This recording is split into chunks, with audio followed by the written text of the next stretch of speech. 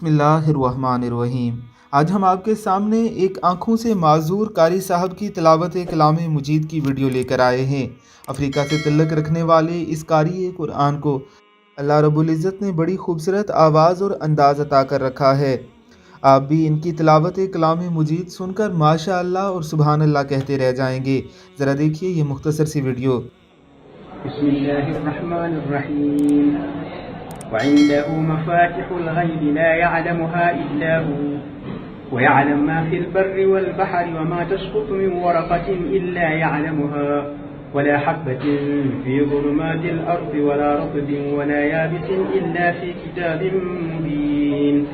وهو الذي يتوفاكم بالليل ويعلم ما جرحتم بالنهار ثم يبعثكم فيه ليقضى أجل مسمى ثم إليه مرجعكم ثم ينبئكم بما كنتم تعملون. وهو القاهر فوق عباده ويرسل عليكم حفظه حتى إذا جاء أحدكم الموت توفته رسلنا وهم لا يفرطون. ثم ردوا إلى الله مولاهم الحق ألا له الحكم وهو أسرع الحاسبين. قل من ينجيكم من ظلمات البر والبحر تدعونه تضرعا وخفية لئن أنجانا من هذه لنكونن من الشاكرين. قل الله ينجيكم منها ومن كل كرب ثم أنتم تشركون.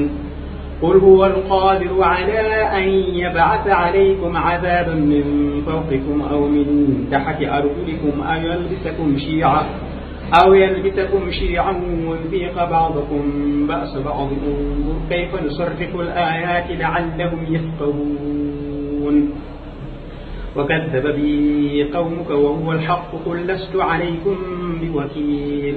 لكل نبأ مستقر وسوف تعلمون. وإذا رأيت الذين يخوضون في آياتنا فأعرض عنهم حتى يخوضوا في حديث غيره وإما ينسينك الشيطان فلا تقعد بعد الذكرى مع القوم الظالمين. وما على الذين يتقون من حسابهم من شيء ولكن ذكرى لعلهم يتقون. وذر الذين اتخذوا دينهم لهوا ولعبا وغرتهم الحياة الدنيا فذكر به أن تبصر نفس بما كسبت ليس لها من دون الله ولي ولا شفيع. وإن تعدل كل عدل لا يؤخذ منها. أولئك الذين أوصلوا بما كسبوا لهم شراب من حميم وعذاب أليم بما كانوا يكفرون. हज़रत इब्ने ओन रज़ी अल्लाह ताला अन्हो का कौल है कि 3 चीज़ें मैं अपने लिए और अपने भाई के लिए पसंद करता हूँ। एक ये कि वो इस सुन्नत को सीखें और इसके मुतल्लक सवाल करें। दूसरा कुरान करीम कि इसे समझें और इसके मुतल्लक पूछें। और तीसरा ये कि भलाई के सिवा लोगों से किनारा कश रहें।